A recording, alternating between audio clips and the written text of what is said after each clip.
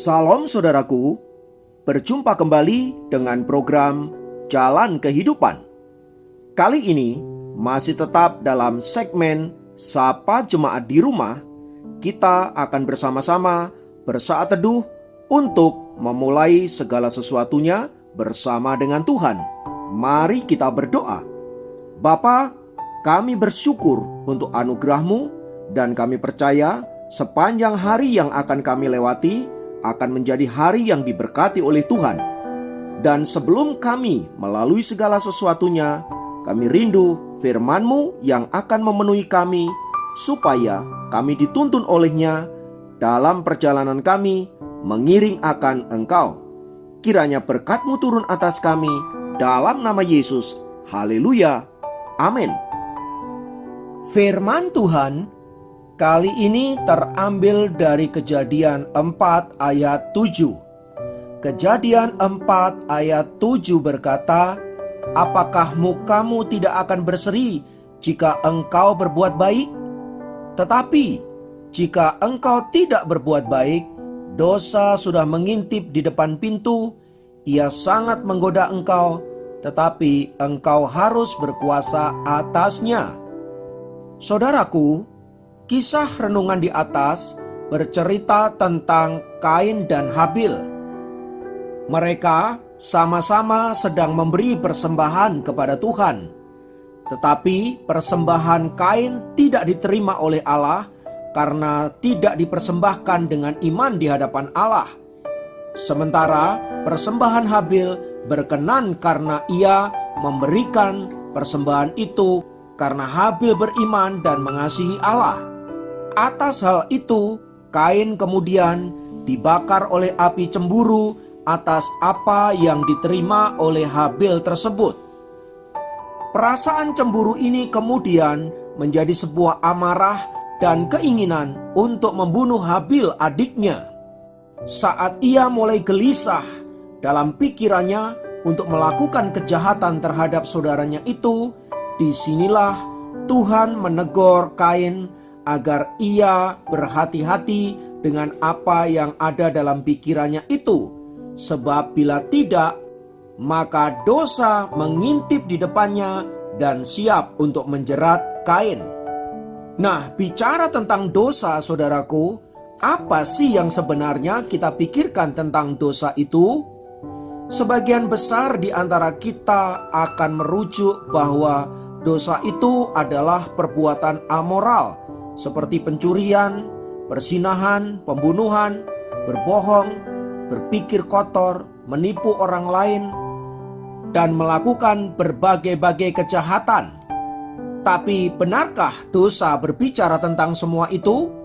Saudaraku, sebenarnya kata dosa dalam bahasa Yunani digunakan kata hamartia, itu berbicara tentang sebuah tindakan yang tidak tepat pada sasaran, atau dengan kata lain, sebuah tindakan yang menyimpang dari perintah Allah. Jadi, semua tindakan yang menyimpang dari perintah Allah itu adalah dosa. Jadi, dosa atau hamartia ini tidak hanya berbicara tentang tindakan morality, tetapi juga bicara tentang status dan sebuah spirit yang hidup di dalam diri manusia.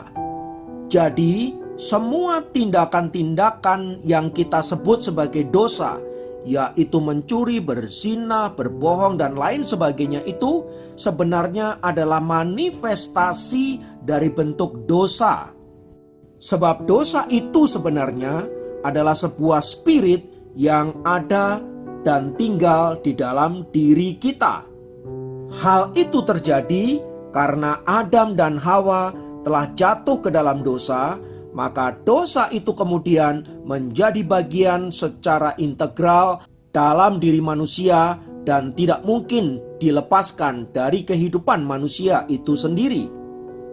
Jadi, bila kita melakukan berbagai-bagai kejahatan, itu adalah manifestasi dari spirit dosa yang telah tinggal di dalam diri kita. Berdasarkan penjelasan tersebut di atas, saudaraku, maka dapat disimpulkan bahwa dosa itu adalah sesuatu yang hidup di dalam diri manusia dan mampu menggerakkan hati serta pikiran manusia itu sendiri. Nah, kisah Kain dan Habil di atas itu mau menjelaskan betapa dosa itu adalah sesuatu yang hidup. Ia bisa mengintai kita, ia bahkan bisa menggoda kita. Ia juga bisa memberikan rasa penasaran dalam diri kita. Sebagaimana peristiwa kejatuhan manusia pertama kali, bagaimana Hawa mulai tertarik dari bujuk rayu iblis untuk melakukan perbuatan dosa di hadapan Allah. Semua ini ingin menjelaskan kepada kita bahwa manusia bisa berbuat dosa bukan hanya dengan tindakannya, tetapi juga dengan pikirannya. Itulah sebabnya Tuhan Yesus pernah berkata bahwa membenci dalam pikiran sama dengan tindakan membunuh. Karena itulah saudaraku, mengapa kita harus selalu waspada dengan pikiran-pikiran yang ada di dalam diri kita. Karena pikiran-pikiran itu bisa menggiring kita untuk melakukan perbuatan dosa.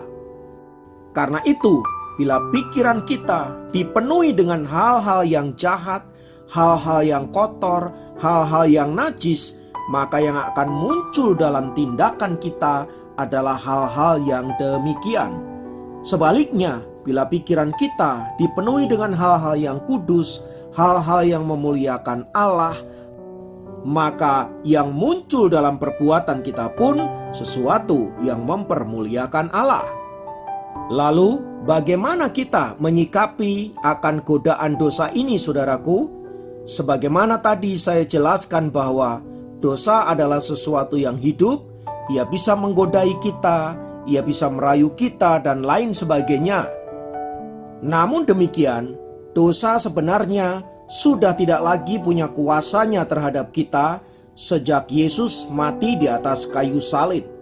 Itu artinya kita bisa melawan dosa, kita bisa mengalahkan dan menaklukkan dosa. Hal itu tentu saja dapat kita lakukan bila kita senantiasa bersama-sama dengan Roh Kudus dan selalu minta kuasanya untuk bekerja menolong kita untuk mengatasi masalah-masalah yang berkaitan dengan dosa ini, supaya olehnya kita terus-menerus belajar dan bertumbuh di dalam pengenalan akan Tuhan, akan kekudusan dan akan kuasa salib Kristus, sehingga dosa tidak lagi berkuasa atas kita. Kiranya renungan ini memberkati kita dan menolong kita untuk senantiasa waspada dan berhati-hati, supaya kita jangan menuruti keinginan dosa, melainkan menuruti keinginan Roh Kudus. Mari kita hidup dalam perkenanan Allah. Jadilah pribadi-pribadi yang diberkati, supaya Anda dan saya hidup menjadi berkat.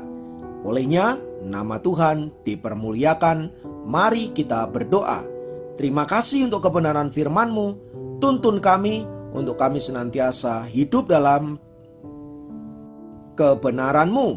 Terima kasih Tuhan untuk firman-Mu yang ajaib yang memberkati kami. Dalam berkat nama Yesus kami berdoa, kami bersyukur kepadamu. Haleluya. Amin.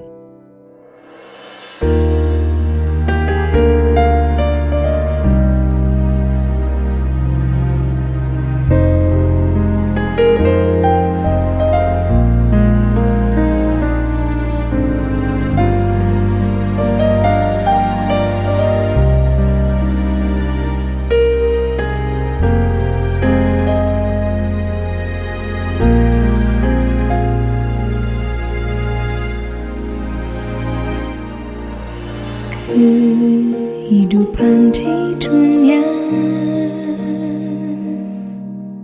tak semuanya indah, terkadang tak mengerti semua yang terjadi.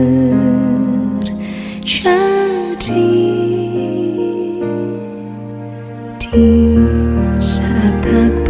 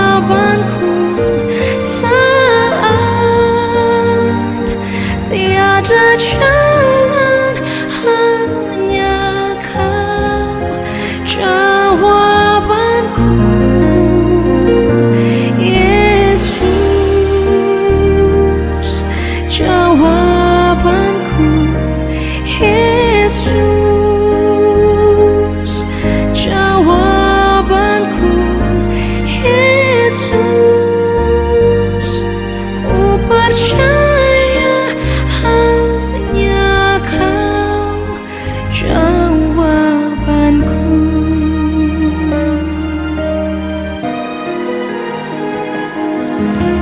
Di saat tak percaya, ku berharap padanya. Tak pernah dibiarkan, yang percaya padanya.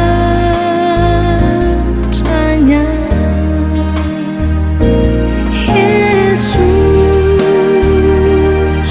jawabanku. Yesus,